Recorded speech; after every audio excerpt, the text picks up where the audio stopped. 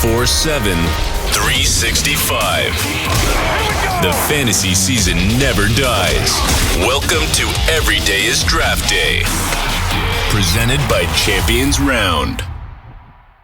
What is up, everyone? Welcome to the latest edition of Every Day is Draft Day. I am your host, Dan Turner. Joining me, as always, my co-host, Steffi Smalls. What's up, Steph? What's up, Dan? The draft is done. The hangover is over. It's over. Rookie drafts are, today I started to feel left out because I feel like everyone went right into their rookie drafts and mine were not starting yet. I only had one that started like right before. And then I'm currently in 4 right now. Yeah, so. I have 3 ongoing and I felt very left out. So I was harassing, can we just start sooner? But it is rookie draft season. This is an interesting one because I feel like this is a year where I maybe would have liked to not do the rookie draft before the draft. Right? RIP anyone that took Willis at 102. Yeah, I used to love doing startups before the draft, including the rookies. I thought it was a blast, but now I'm like, I don't know how much I love that journey for everyone.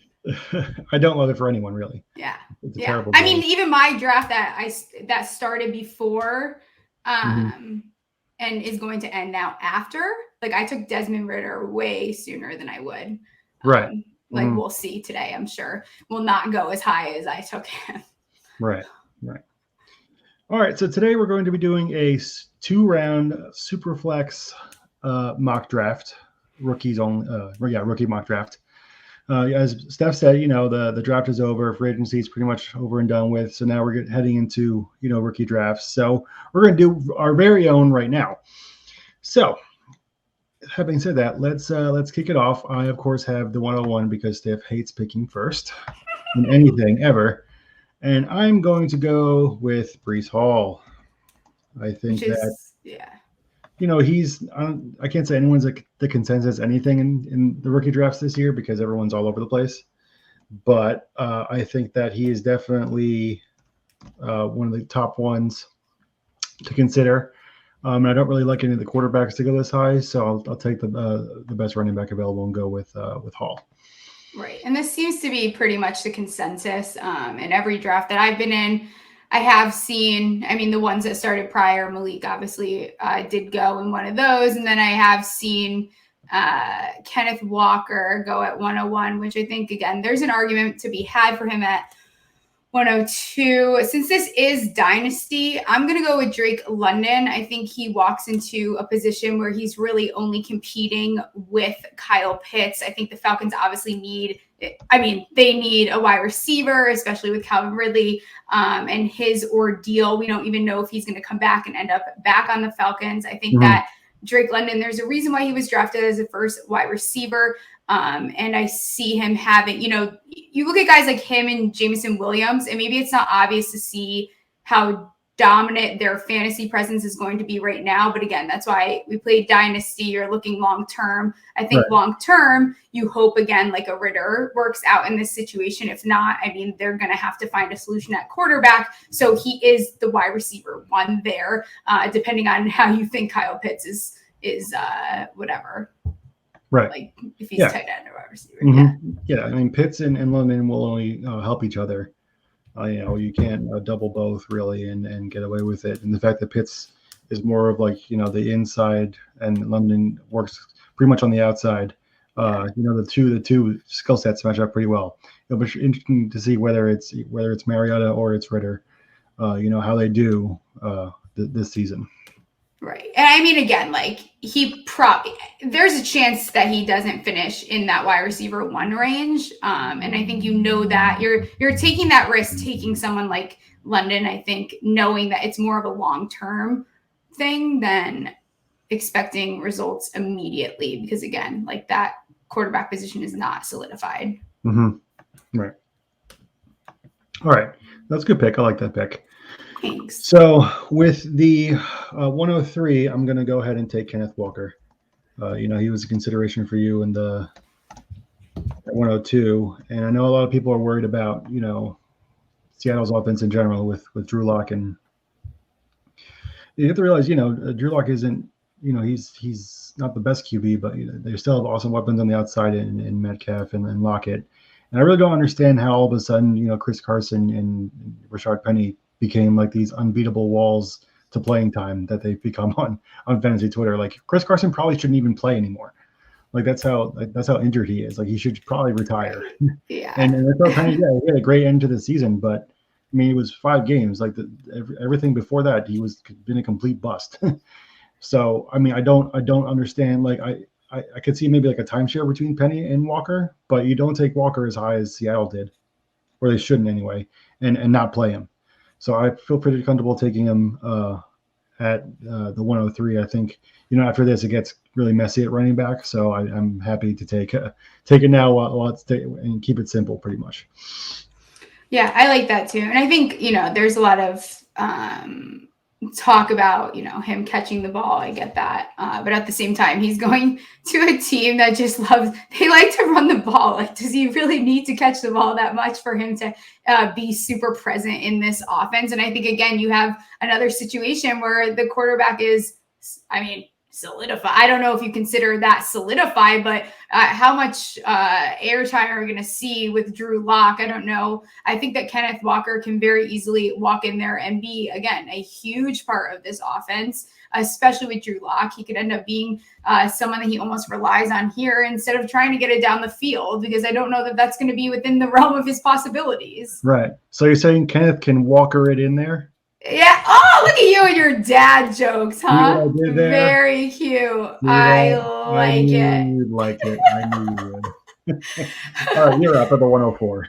Okay, I'm going to do something different than I've done in my drafts, because here I've had the 104 and I've taken Jameson Williams in 2 of those scenarios. But I'm going to go with Garrett Wilson here, and I'm going to do it because I like the way that Zach Wilson did look down the stretch. Obviously, he is, it depends. How much is he going to be competing for targets? You'll probably see Elijah Moore in the slot. But I think that if he can prove himself, I don't even want to say prove himself to Wilson. I like the idea of them both being these 2 young guys. I know Elijah Moore is too. But regardless, I don't think it's outside of his possibilities to have a top 24 finish. I think that's something that could end up happening. And again, we're talking about a guy that was rated by a lot of people as the wide receiver 1. I think he is one of the best route runners, and I think that he's going to have a long, successful career.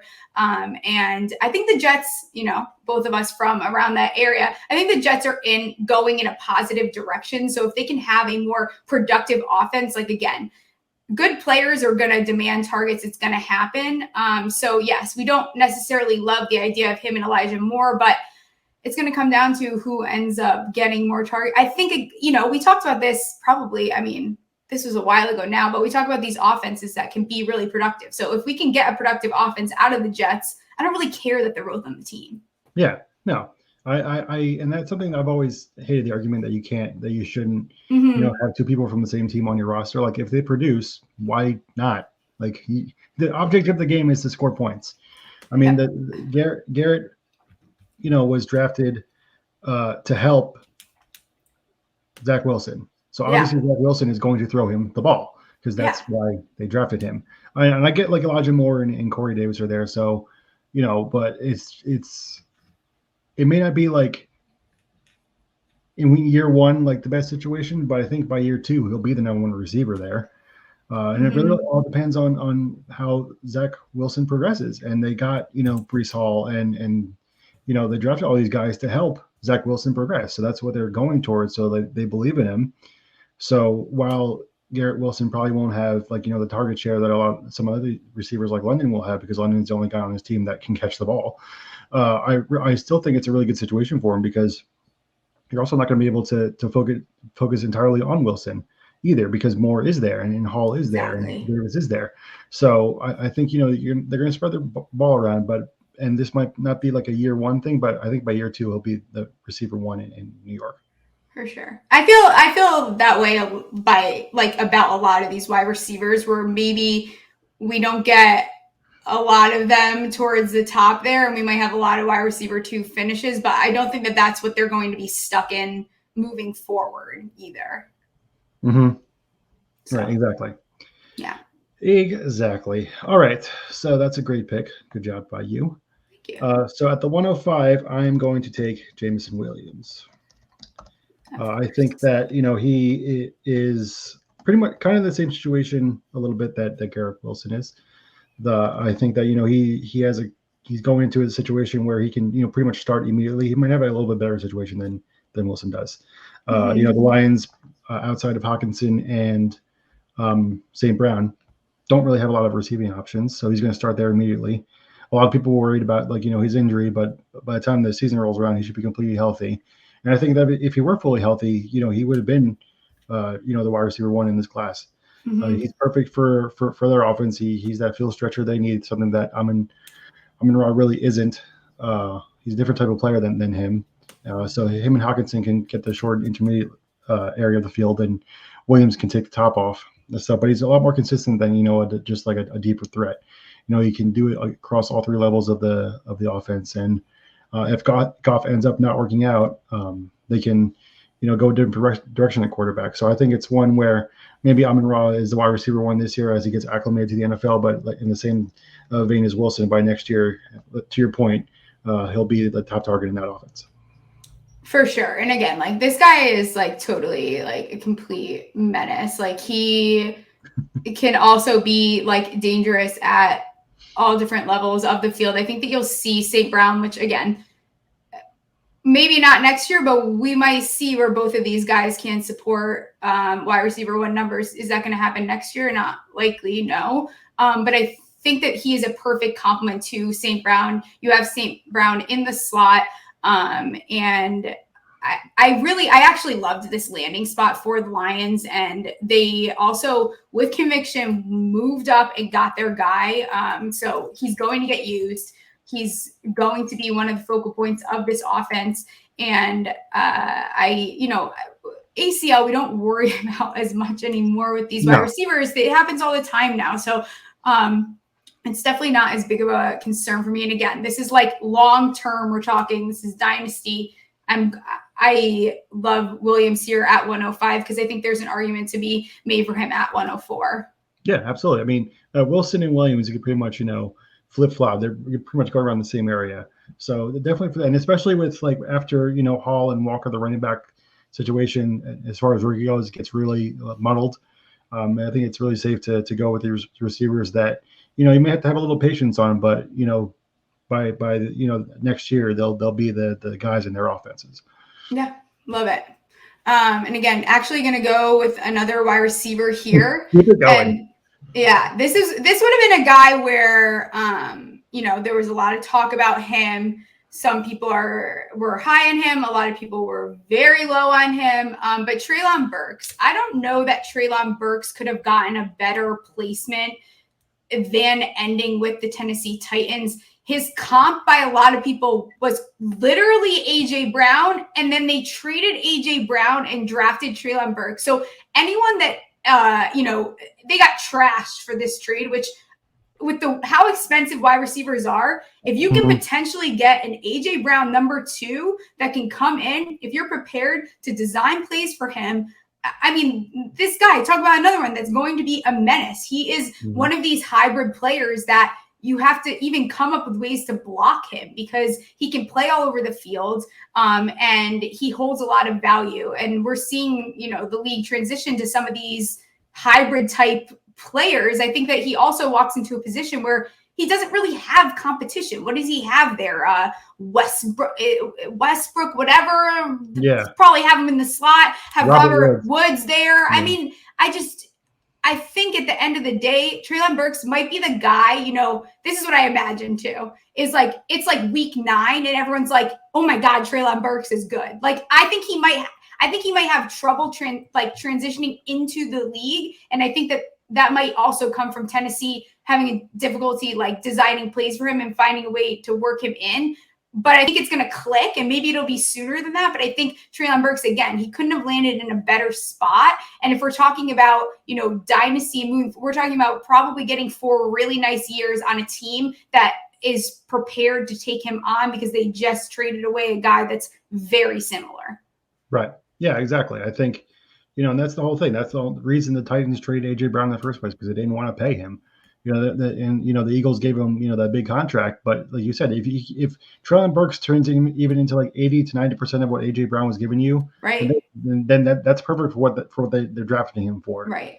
There. Exactly. And he's that same type of player. He's a little bit bigger, so you can use him in a variety of ways. And plus, with also drafting Malik Willis, it seems like they're kind of turning the page on the whole Ryan Tannehill era in Tennessee. So having them kind of grow up together, I think will be beneficial, because Burks will be the only receiver in the room that will generate that wide receiver one that we're looking for in these drafts.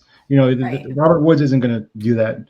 Westbrook isn't going to do that. So to have him there, and he's really young, and I think that I wouldn't be surprised if he ends up being this year the wide receiver that scores the most points in fantasy out of the rookies. Right. Yeah. Again, that would not be shocking at all, because he's walking into no competition on a team that was able to support AJ Brown. So if you're just letting Treylon take on that workload, and I think that he can handle it, again, like as long as they're understanding the type of player he is, because he's not your standard wide receiver. And that's why a lot of people knocked him. And I think that he wasn't always even fully utilized well in college either. But I think that, again, like you're basically getting who the majority comped him to.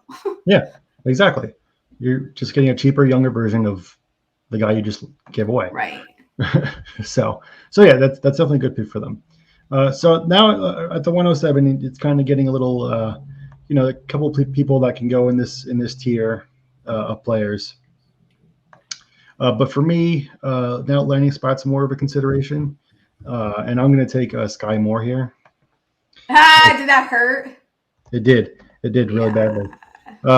No, but I had questions. Everyone knows about Skye Moore going in the first round of the draft. I didn't think that, you should spend first round draft capital on a receiver of his size. And, he is, a little undersized, but I think that's a little overblown. And for the way that Andy Reid and the Chiefs run their offense, they couldn't have had a better fit for what Moore gives them. People are going to want to try to say that he's just like, the replacement for Tyreek, but that's not really, accurate for the type of receiver that Moore is. He's a little more physical than Tyreek was. And I know that he has like Juju and MVS and Mecole in front of him, but I don't think, again, he's one of the receivers where he may not get a lot of playing time this year or targets, but coming next year, you should be starting in that offense. And Kelsey's not getting any younger either. So, there's going to be a lot of targets going forward in the next couple of years where Skye Moore can realistically be the number one receiver for Mahomes in that offense. And that's incredible value to get at the 107. Yeah, definitely. And I mean, I almost can't even, I think you said that perfectly. I think that he walks into another really great landing spot. And I think that, again, having Patrick Mahomes is going to also elevate any wide receiver that he has. We've seen him do that. And I think that Skye Moore, just beautiful opportunity to walk in and be able to demand targets. And I think Skye Moore is, again, we're thinking long-term as well, which I guess with Dynasty, I could probably say long-term with every single one of these picks, but you know what I'm saying. I get you.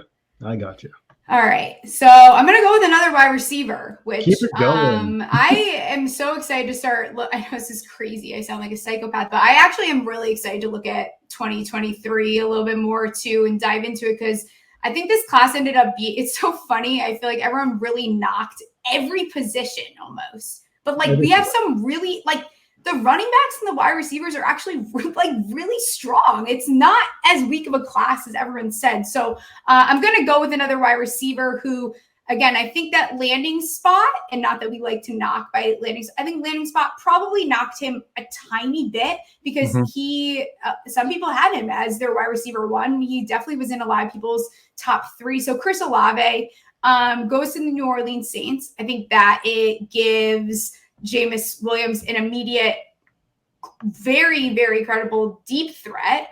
in Chris Allave. I think that Michael Thomas, again, we don't know what's entirely going to happen there, but you have a guy that can win at multiple levels of the field. I think that he is a well-rounded wide receiver that performed in college, awesome route runner. And even if we don't see Michael Thomas, there only benefits him even more. And I think that we see the Saints, I don't know how long Jameis is the answer, but maybe Jameis ends up being fantastic coming off that injury. He looked really good up until the injury. And I think you're just getting him another weapon. And that was the biggest problem there. They didn't have weapons for Jameis. So I think that they at least filled that up. I think that you'll see Allave, if we think that Thomas is going to be there, we see him primarily in the slot. But again, I think that we at least could expect him to get targets the way that we saw Callaway. And it's also hard to say that because once Jameis got hurt, you can't really, who did they even forget? Ian Bookett? We can't just determine it off of that either. So,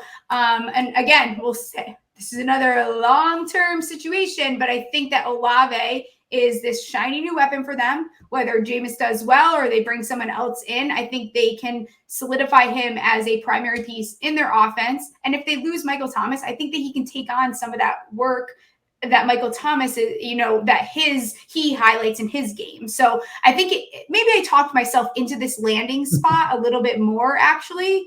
Right. But again, we still have a lot of teams that there's so many question marks around quarterback. Right.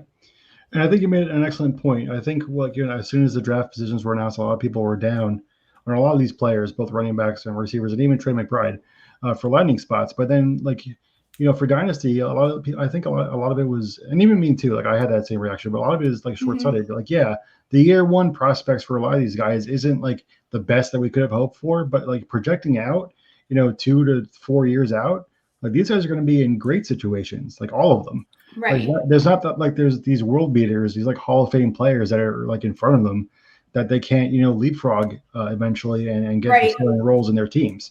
So, exactly. And for Allave, Michael Thomas doesn't even want to be in New Orleans anymore, honestly. That's how he acts. So it's, he could be the wide receiver one, pretty quickly. And if he's not, if Thomas comes back, that's actually perfect for Allave because Thomas is going to be the one getting all the attention because he's Michael Thomas. And that's going to leave Allave, open and to get that route running and stuff of his to the best use. And after that, what do you have? Traquan Smith, Callaway? Come on.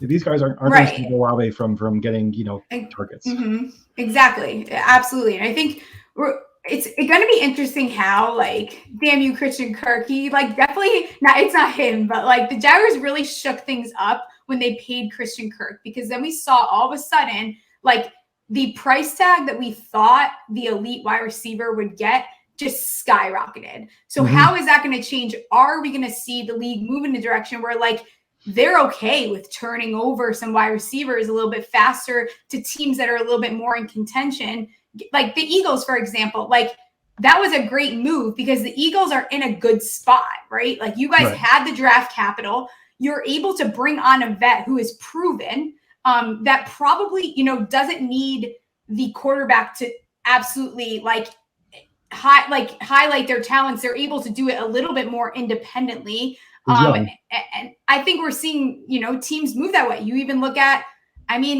there's an argument for the Raiders. There's an argument for Miami. I think that you're seeing these guys get paid by teams that want to be in contention because they saw the Rams do it, right? They saw Tampa Bay do it. So now, a little bit. I think we're going to see things transition. I think people will move on a little bit faster than, you're not going to see the New York Giants paying, not even they have it. I don't even know if they have a wide receiver, right? But you're not going to see them paying this person. Let's say OBJ was still on this team. You're not going to see them paying him. They would move on from him. Because if you're not in a position where, or if you're in a position where a wide receiver get paid somewhere else, then you get rid of them and just bring someone else on because you have one of these top picks regardless. Yeah, I think it's really interesting, based on where do you want to allocate your cap nowadays, and these receivers getting, 15 to 20% of your cap space. Is that really the best move? But especially now, in college, you get receivers coming out pretty much every single year that can start immediately because they're in these offenses now where, they're running like pro systems and everything. Yeah. So the perfect point was the Treylon Burks point made. Yeah, Treylon Burks is not going to be AJ Brown, but if the Titans get 80% of AJ Brown for 10% of the cost, obviously they're going to take that. So it really is interesting to see going forward, how what receivers are coming up that are that we are fantasy superstars, but are they going to stay in their situations now? Right, absolutely. So it's a lot of it's a lot of turnovers, a lot of people. It's stressful for us, but it's also fun. It's fun to see project how Hill's going to make it Miami and Adams in Las Vegas and how it affects their quarterbacks and everything like that. Yeah, we're going back towards the times where quarterbacks don't leave anymore because quarterbacks are getting the bag, and if they're one of those quarterbacks that you should pay, teams are paying them now. And we're going to see them value, they're valuing the quarterback position a little bit more, and even some defensive positions. But all right, what do you got what are we at, 109? 109. So 109, this is someone I really liked, probably more than most people pre-draft, and I think he ended up in the absolutely perfect spot for his kind of talent, and that's Christian Watson. I think going to Green Bay was the perfect spot for him. I know a lot is made of Aaron Rodgers on rookie receivers and not having the patience for them and everything like that. But at this point, he kind of has to, because outside of Allen Lazard, Watson is pretty much all he has to work with. And that's, again, going back to the point we just made. The quarterback is in place, and now they trade away their really expensive receiver and got someone that was much younger that projects to be kind of the receiver that they gave up. Not to say that Christian Watson's ever going to be as good as Devontae Adams is, but if you get 80% of Adams' production at 10% of the cost, you're going to do that now. And I think it really speaks to more like the quarterback playing in the league, where if you have that quarterback, you have that, that all pro, that Rodgers or Herbert or Stafford or Burrow, whoever, you can then build around him with cheaper players. You don't have to spend the money on the running backs or spend a lot of money on the receivers, because the quarterbacks are going to make those receivers better. And Watson's probably, one of the most, he's not, what's the word I'm looking for? It's not what? He needs development more than. Yeah, he's not as clean. He needs to tighten up some things. There's things I agree with that. Right. So, but to go to a place where you get Aaron Rodgers and you can teach them how to play, help him play receiver and Allen Lazard as well. That's a perfect situation for him. So, it's a little bit trial by fire, because he's going to have to start because they are severely lacking weapons. But, if he can get that trust from Rodgers, he can pretty much overtake Allen Lazard pretty quickly, because I don't understand this narrative that Allen Lazard is this world beater now. So, with his, athletic measurables and his potential skill set, I think that's a perfect place for him to land. Yeah, I agree. And I think that this definitely, everyone was on them for not taking a wide receiver day one. And the Packers, but they're known for this. Since they've had Rodgers, usually his guy comes out of day two. And the thing with Watson is, I think there's a very large umbrella of possibilities for where, or how his season can go. If he ended up being rookie, offensive rookie of the year, that does not shock me. I'm definitely concerned a little bit because Rodgers can be somewhat of a brat when it comes to rookie wide receivers, but I think that he definitely is going to knock out, Sammy Watkins, and then what do you still have, Randall Cobb? It's he doesn't really, there's not much to compete with there. I think Lazard's his biggest competition, which again isn't saying much. You still have Amari Rodgers.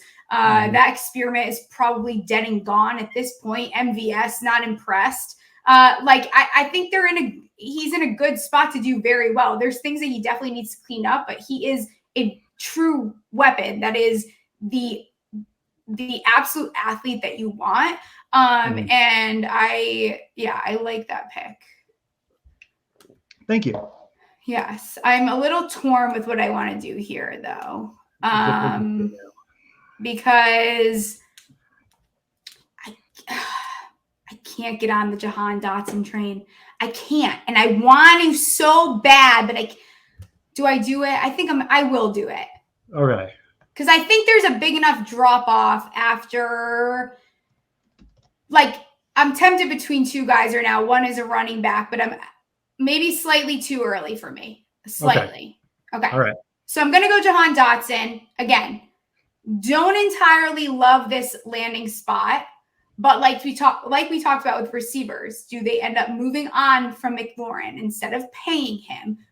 Possibly. Wentz doesn't have a great arm, but I don't know that the Wentz experiment is going to last very long there either. And it is definitely a very weird spot, but he does have that ability to win contested catches, and I think that it's no knock again to like Curtis Sam. Diami Brown kind of faded into oblivion, which is crazy because I was definitely higher on him, but I also thought we were going to have a different quarterback situation. I don't know why Washington refuses to just trade up and get their, like, I will never let 2021 draft, like, I will never let Washington live it down for not trading up and getting their guy. I think that was one of the biggest mistakes they could have ever made. I think that their team was in a position to win, and I think they started moving backwards because of that. Wentz is enough. Maybe he's enough. It's not, I don't know what to say. I feel bad that I always rip him, but again, I think that Dotson, he has the separation skills and the contested catch skills that can make up for what Wentz does lack at least. And for that, I am in on him. And I think you just move, you probably put Curtis Samuel, given he's healthy, into the slot. You have your ex receiver in a McLaurin.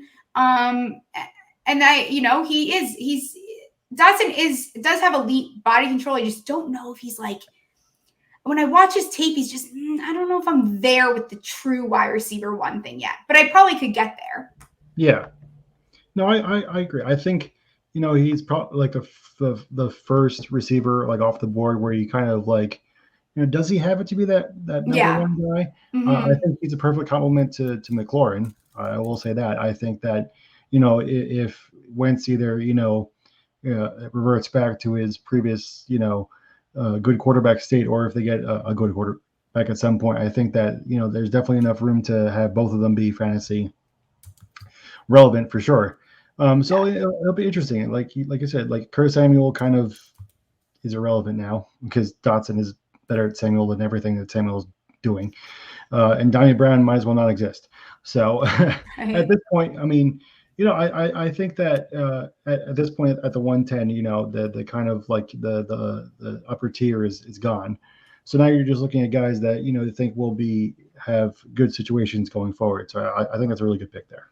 Yeah, I think, and at this point too, you kind of start throwing those, like, I feel like as you go along in these, you're starting to go for like, you have to look at like, okay, this is the floor, but like, am I willing to risk it for like that potential ceiling that's there, for like the potential that Washington does figure it out, which again, I think that they're going to have to get to a position where they start figuring it out, because I think the Eagles are going to be a very strong team next year. I think Dallas is always fairly competitive until they get to the playoffs. And I think that the Giants have put themselves also in a good position to at least stay in games. So I think Washington's going to fall behind a little bit in the NFC East if they don't start pulling it together a bit. Yeah, absolutely. Yeah, the Giants had a top 3 draft, so they're on the upswing. The Dallas is always consistent in the regular season, and the Eagles made a couple of good moves too. So Washington's the only one, that really didn't climb that much this offseason. So it really all falls on what kind of Wentz they're getting. So if they get like the decent to good Wentz, they're going to be, good. If they're getting the Wentz that, kind of fell apart at the end of his tenure in Philly and Indy, then they're not. So that's really what it comes down to. Right. All right. So at the 111, I'm going to deviate from wide receiver for a little bit. I'm going to take running back. This is a guy that I was in love with pre-draft. We both saw him at the Senior Bowl. He was the best back at the Senior Bowl, and no one will ever convince me otherwise. He goes into a situation where his only competition is Rex Burkhead and Marlon Mack, that has had basically has one good leg. So I really don't expect him to be, on the backup role much. It is, of course, Damien Pierce. I think Pierce is a guy that, landing spot matters probably the most out of any player, running back or otherwise. He's in contention for that. I think he goes into the best situation in terms of playing time at running back of anybody, except maybe the guy that the Falcons drafted. I think, the knock on him is he was underused in college, but I kind of see that as a positive. It doesn't mean, one, he can't do those things because, he's the best pass protector in this class. He's going to get on the field immediately, and he has the least amount of tread on his tires than any of these running backs that are coming out. So his career is going to be longer. So, they're going to find ways. He's a good receiver out of the backfield. He has good vision, and he's the best pass blocker. So there's a number of ways where you can see him getting on the field immediately. And that's something that I want in my running backs. So to get him here at the 111, he may not have like the talent level maybe of the other ones, but in terms of opportunity, he's the best one for me. Yeah. And I love your boldness to take him here. And I'm sure people would be like, oh my God, it's crazy. It's really not that crazy because I don't think that there is a rookie that faces less competition at all, claiming like that head role in the backfield. And like you and I, we fell in love with him. He was one of the guys. There was about like 5 of them that you could not take your eyes off during the Senior Bowl. And Damien Pierce was one of them. And I think, again, he's going to a team, and shout out to the Houston Texans because they took a lot of the guys that I really, really love. But he's going to a team where not only is he not getting a lot of competition, which shout out to the, Burkhead truthers. I like low-key hate that journey for you, actually. Like, it's time to maybe start thinking in a different direction. But I like when running backs, he's going to a team with a quarterback that there's still questions around, but, at least I know I'm a little bit higher on Davis Mills than most people. So, again, we can start forming some kind of running game that wasn't necessarily there. And I think that Pep Hamilton will try to establish that. And I don't think they're establishing that with Marlon Mack as, again, like another guy that I get it, but we're talking dynasty here. Marlon Mack and Rex Burkhart head hard.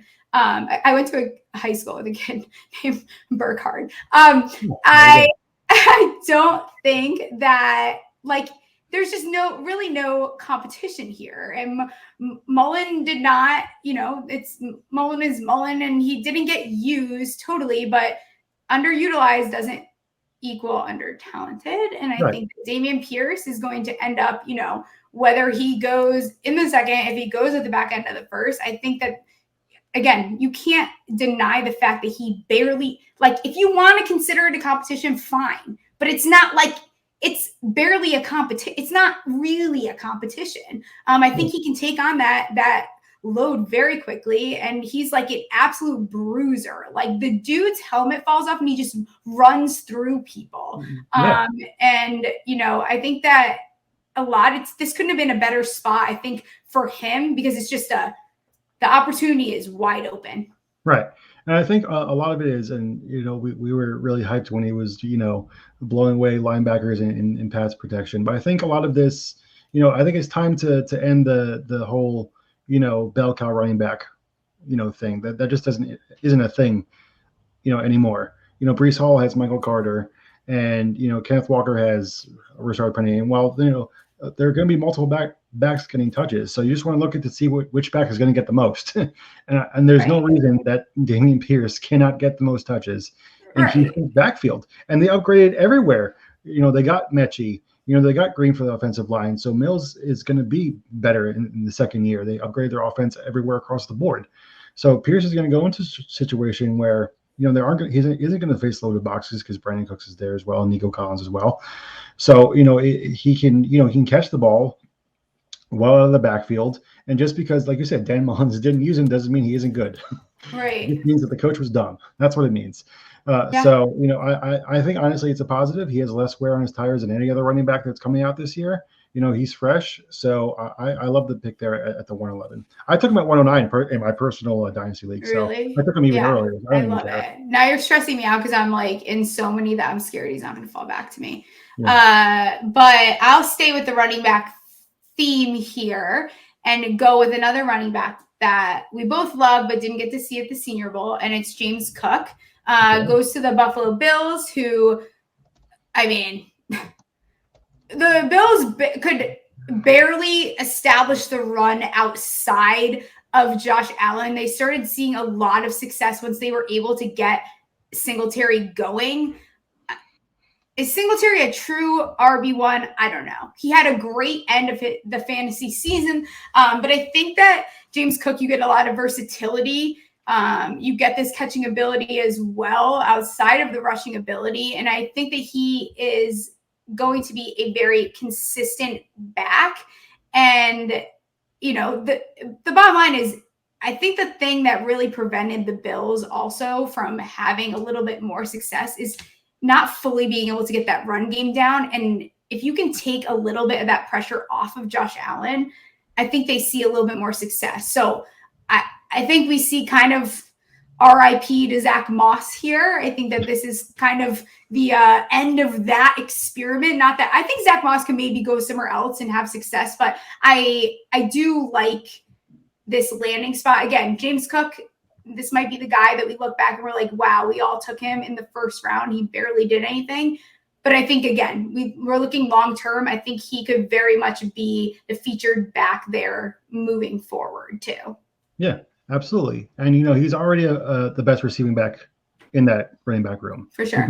He blows Singletary away in terms of receiving skill. Mm-hmm. So that's something that's going to get him on the field immediately. And I know everyone wants to say, well, he's not Dalvin Cook. Well, that's okay. So he's not Dalvin Cook. So what? He's a younger, faster, a little bit smaller version of Dalvin. And I think it's unfair to him, to compare him to, and it's easy and it's lazy to compare him to his brother. But I think on his own, he is someone that can really, help the Bills in the passing game because, running backs hasn't really caught a lot of passes in Buffalo. And that's something that's going to help Josh Allen out.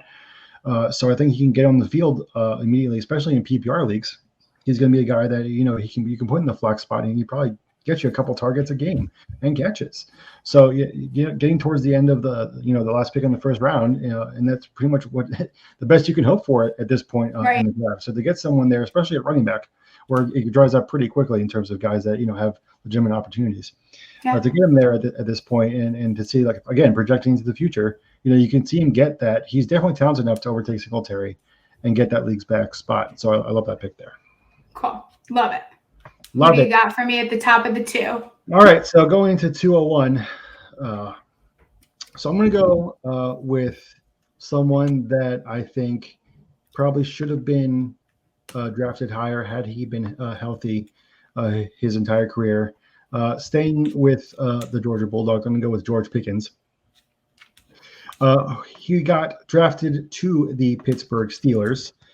So he'll be Kenny Pickett's newest toy to work with. And I know it's a loaded receiver room there, which is why he fell to the second round for me. But, eventually, Claypool, Johnson, Freiermuth, and Calvin Austin, it's a loaded room. But I think George Pickens is talented enough to get to bully his way into the starting lineup. Again, it probably won't be this year because Kenny, or if Mitch starts, it's going to be growing pains on the passing offense.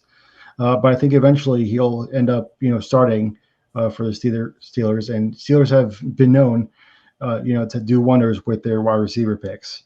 So that gives me a lot of confidence in their system and in development. And if he can stay healthy, he would return first round production from a second round pick. For sure. And I love that. And then I'll go into my next pick and I'll kind of lead off what you said. But I think I'll start it with the fact that I think that we see Claypool probably just primarily be moved to that slot position. That's kind of where he will remain. And then we start talking about paying wide receivers. Is Deontay Johnson going to get moved on from? But I think things get interesting if Kenny Pickett ends up winning the job, which I think is a massive possibility. So I'm going to take Kenny Pickett here. And again, not a guy that we were very high on, but I think at the end of the day, I think that Kenny Pickett, like we said, was probably the most NFL ready. And, probably whether it was our view on talent or who we thought should be the QB1, like for me, Kenny Pickett was that like QB1 disregarding like the ceiling of other guys. And I think that I don't know if there could have been a better fit for fantasy for Kenny Pickett. I think that, the O-line is still a little sketch there, but they didn't not do anything. And I think Kenny Pickett walks into a beautiful position where it's like he has every possible, like he has a complete set of pass catchers. He has Deontay Johnson. He has Claypool. He has Pickens. He has Freiermuth. And he even has Calvin Austin. Like, it's like Kenny Pickett has so many. Don't forget Najee Harris.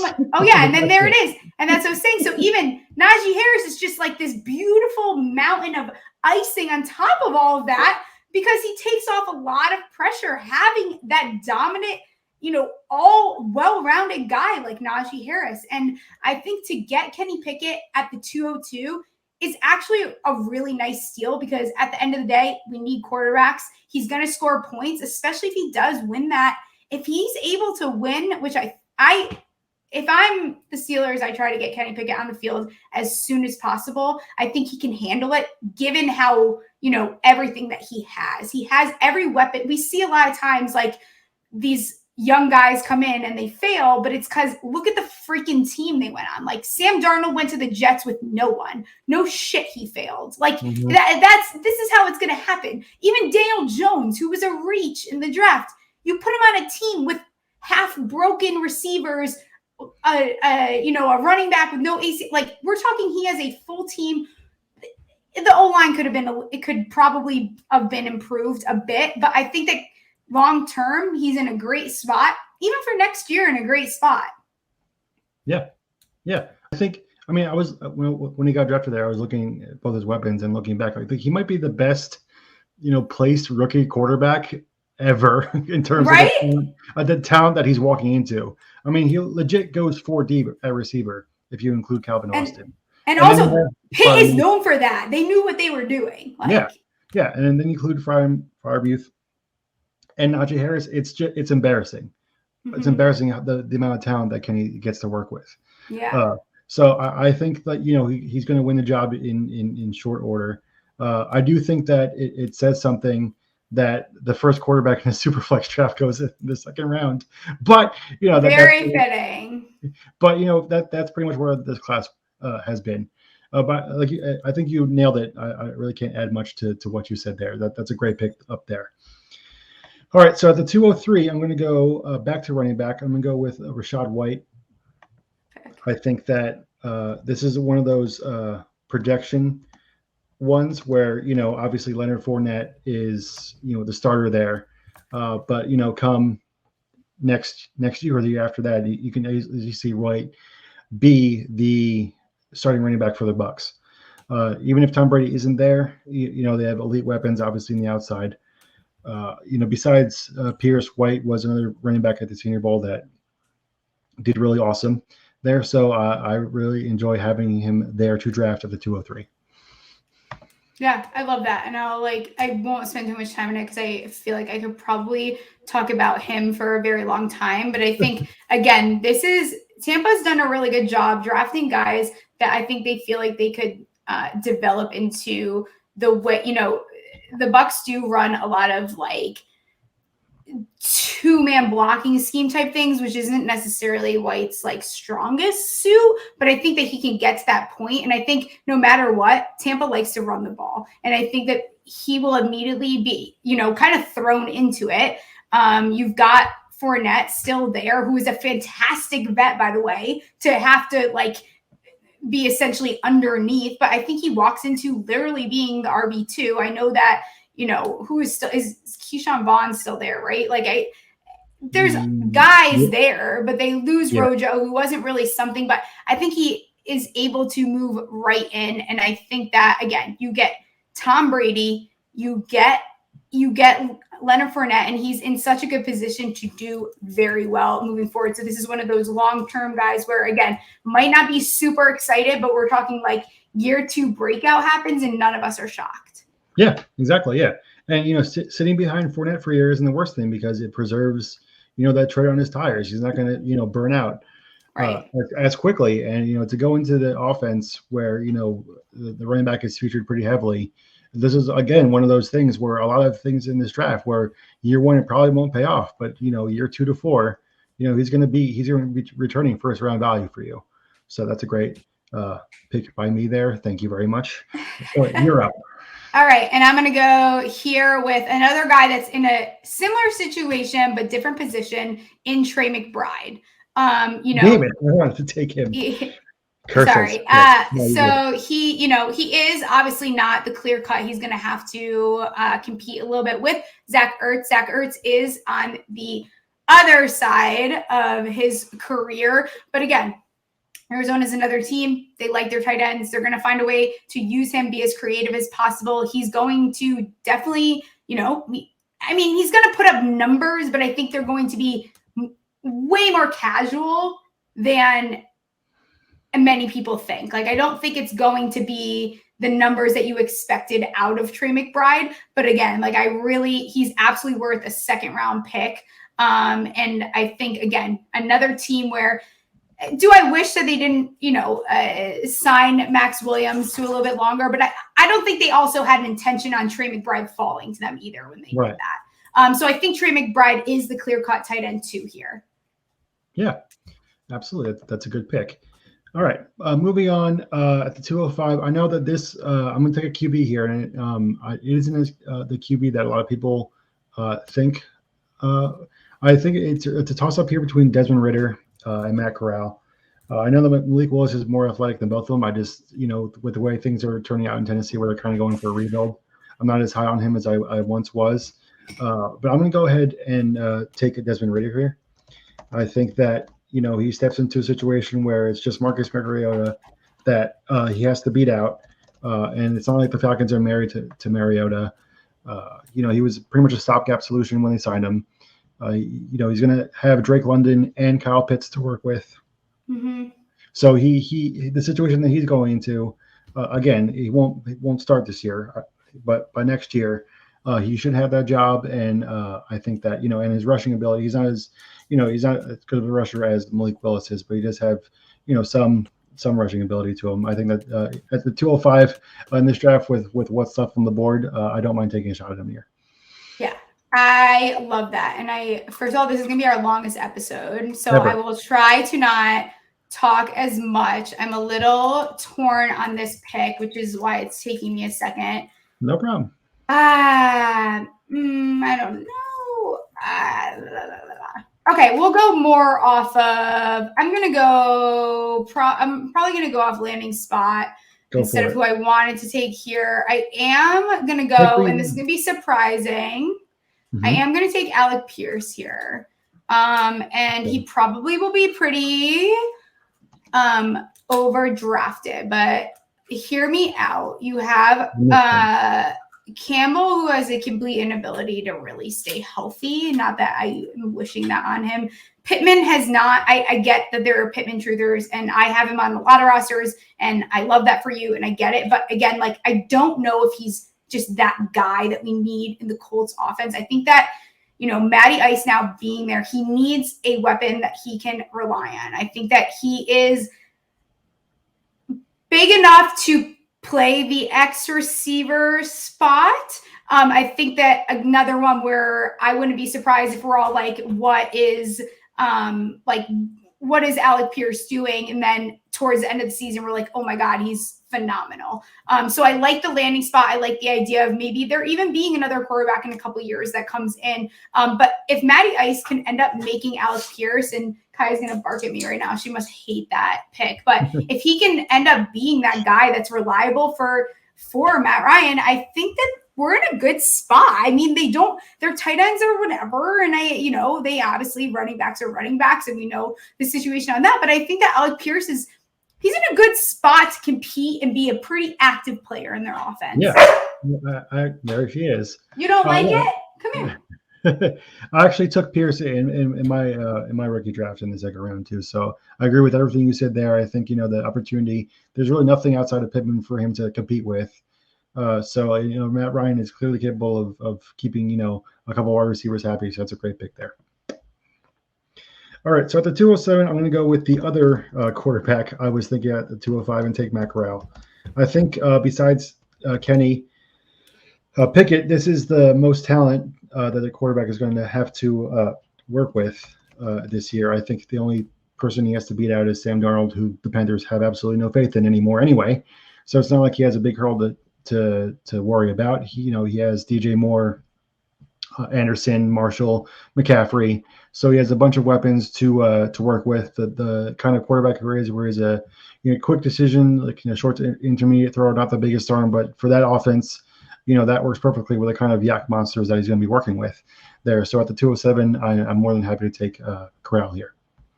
Yeah. All right. I love it. I'm going to move through this again because we're like being so chatty. I like that pick there a lot. I'm going to go with a surprising pick, someone that I'll probably get trolled for this because I was not very nice about him. But again, I like this landing spot. And I'm going to go with David Bell here. David Bell. I am. I think that Cleveland, they very obviously needed help at wide receiver. He puts himself in a really good position with, if Deshaun is active, should he not get suspended for too long. He's playing with a top 5 quarterback. And I think that he could end up being of really, really good value in the second round, given how this team plays out. He is like the perfect analytic specimen.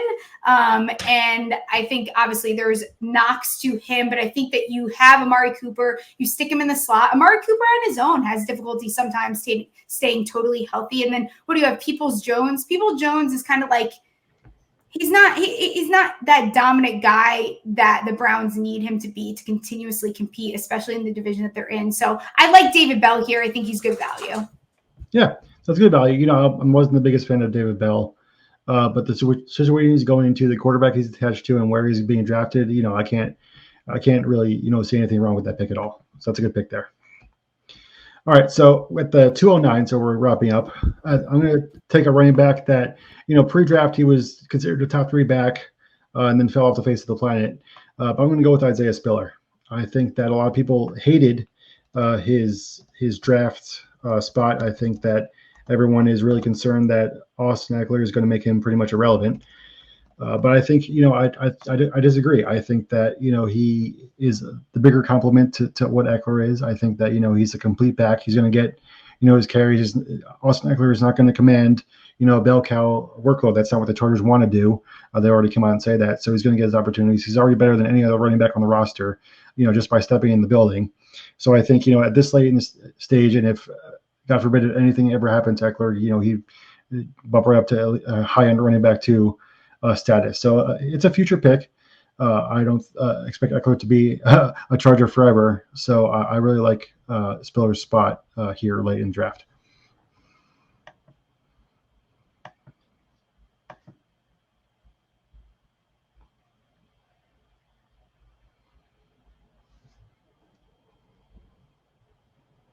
We can't hear you, Steph.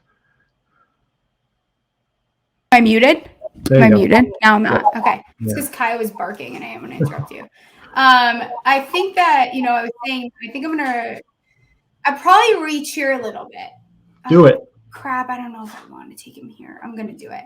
And I'm going to go with one of the guys I don't shut up about. And I get it. A lot of mouths to feed. You guys are all going to whine. And Albert O is the apple of your freaking eye. Suddenly, I never knew there were so many Albert O fans until this year. Did you? Because I didn't. Nope. I am going to take Greg Dulcich here because I love the long term. I get there's a lot of mouths to feed. I think that Greg Dulcich could beat out Albert O, and I think that Dulcich. I know everyone's going to hate it, and that's fine.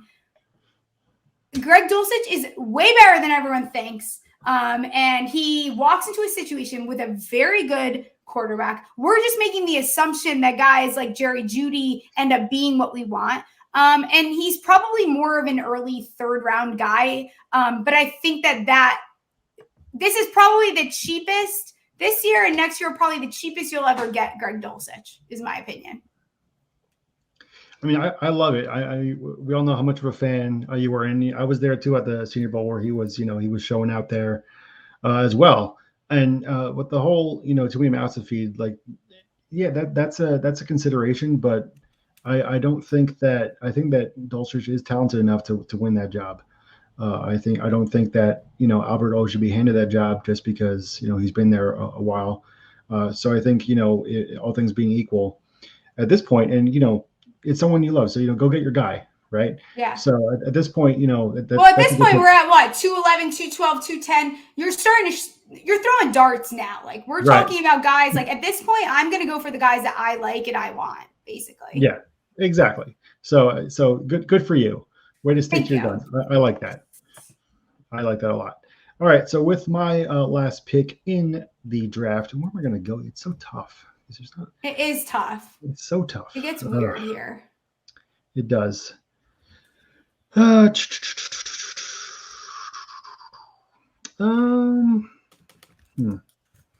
Let me go against my better nature and take a Dallas Cowboy. I'm going to take Jalen Tolbert. Oh, okay. That's where I was going to go. Nice. That's a good pick. Yes. So I'm going to go, the Cowboys after CeeDee Lamb have nothing at receiver. I mean, they signed James Washington. Michael Gallup is there, but, he's broken right now. They don't know when he's going to come back. So really, Jalen should start in 3 wide receiver sets immediately. So, he's a younger guy. He's going to, be able to develop. He's healthy, which is a problem for a lot of Dallas receivers apparently nowadays. So I really like the landing spot there. That's it's easily capable. We've all seen it of carrying multiple receivers in fantasy. So I think he actually beats out James Washington and ends up being the wide receiver 2 in Dallas immediately. And that's a great spot to be in fantasy. And at the 211, for opportunity costs, I can't think of anyone better.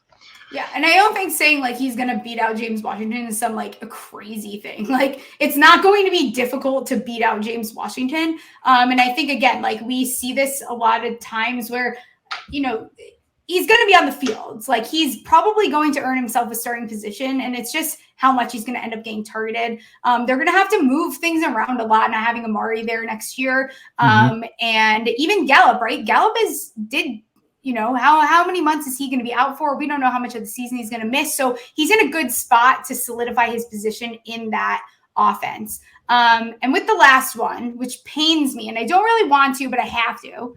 Malik Willis is still on the board, huh? Yep.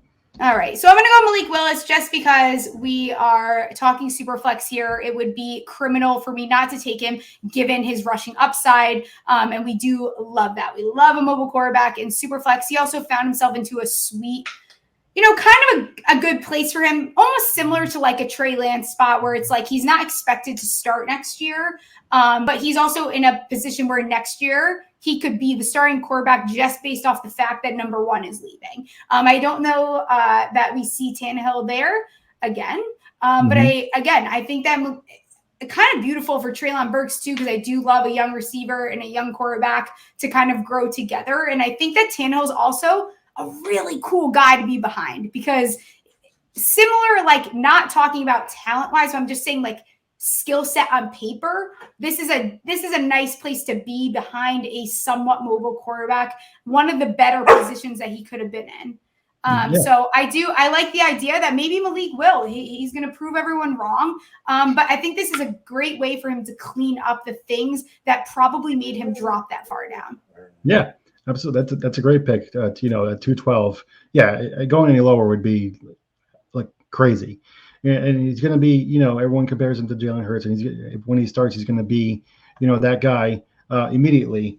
I think it's funny that Tannehill was like, I'm not going to help him learn, but like that's just because. Oh God, I know, but he's sick of it. You're going to lose your job, man. That's why. Make him like mentor some guy. You just hurt. I understand. It's painful, but yeah, that'll do. I don't blame him. I don't blame him either. That does it for our 2-round mock draft. It was officially our longest show ever. Thank you for staying with us this entire time. Yeah. I hope we helped you guys out that are doing your rookie drafts, including Steph, who should be doing more now. So anything to add, Steph, before we head out? No, this was fun, actually. I think if we're going to do an hour show, rookie draft season, it was a good one to do. Yeah, absolutely. We should probably do one or two more, maybe invite some of our friends over so we all aren't doing everything ourselves. Yeah, for sure. Get some more opinions, but hell yeah. Keep on Champions around for all of our wonderful content. We're gonna have a bunch of 7 sticks new contests coming up, some golf. We have a new game that's going to be coming out soon. A couple of new articles, Smalls Talks. And join our Discord. And our new Discord channel, which we just rolled out this week. So for Steffi Smalls, I am Dan Turner. Everyone have a good week. See y'all.